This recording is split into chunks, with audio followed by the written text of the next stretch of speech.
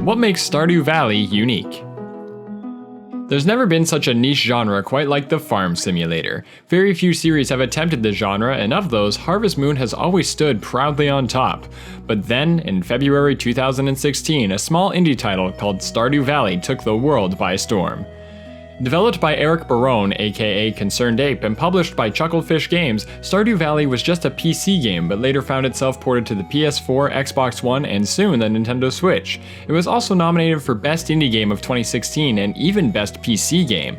Trying to revitalize what Harvest Moon had laid before it, Barone wanted to bring the farming simulator back to the glory days that Harvest Moon had lost in its later installments. What makes Stardew Valley unique is its understanding of framework and progression that takes the monotony out of farming simulators, while balancing all the features to let players create their own freedom.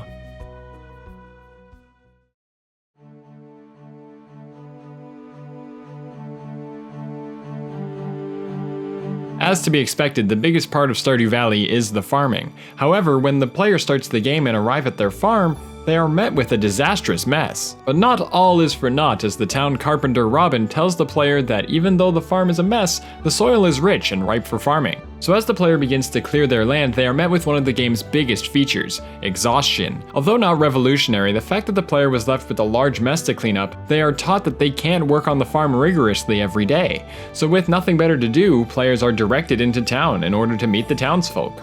Nothing is particularly new in terms of the townspeople. There's the carpenter, the general store owner, the local fisherman, the local mining expert, and the museum curator, for example. But there is the evil, menacing Joja Mart, with the sole intent of monopolizing Stardew Valley with corporate America.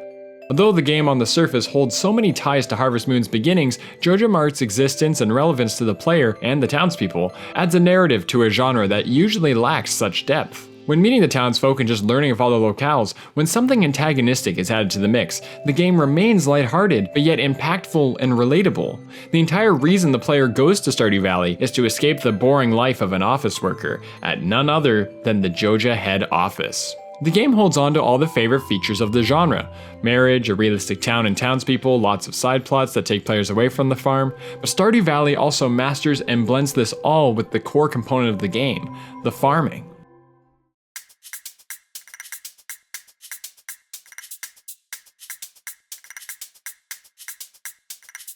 Despite the exhaustion forcing the player into town, the farming is actually very streamlined. Farmers can make money in many ways, growing produce, which can range from vegetables to fruit trees, etc., fishing, heading off into the mine to find ore and monsters, or raising livestock. Of course, players will go for a mix, but this is where the exhaustion comes into play. Players have to manage the amount of work they do on the farm every day, constantly buying and selling daily to keep funds up and reinvesting in upgrades around the farm. But players can also buy or grow food that will regain energy. Now players can invest specifically in just having more time on the farm. So although the player is forced to go into town, the exhaustion system makes the time management part of running a farm. Obligating the player to go into town and meeting the villagers not only was part of the tutorial and theme building, but part of actually giving the player ample reason to be in town and work on socializing with the citizens. The gifts you give potential lovers cost money, there's daily quests that make good money, and selling in town is just an instant way to make money. Plus, selling in large quantities can lead to NPCs talking about seeing all of the player's produce in the store. As the town continues to detest Joja Mart, players feel like they are not only achieving their farming goals, they're also directly affecting the town. The town plays such a huge role that their schedules play a role in how the player will plan ahead. Pierre's General Store is closed on Wednesdays, so players have to wait a day or sell from the drop box. Even daily tasks could involve needing to be in town by 5 to sell to the fisherman before he closes. As much as the player affects the outcome of the town itself is so lively and personified that it becomes part of the player's routine, making the game feel warm and inviting.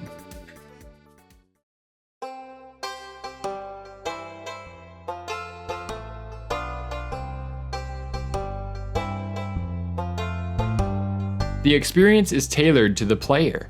Everything that the characters talk about is what the player explicitly focuses on.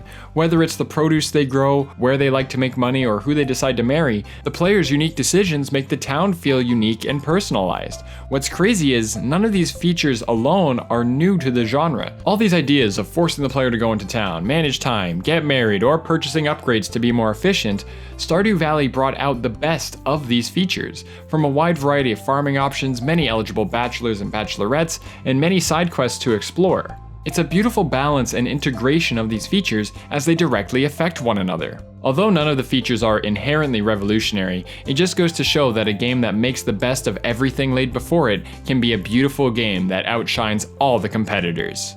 That is what makes Stardew Valley unique. If you enjoyed this video, click that like button, and if you'd like to see more videos that discuss what makes any video game stand out, be sure to subscribe. Thanks for watching.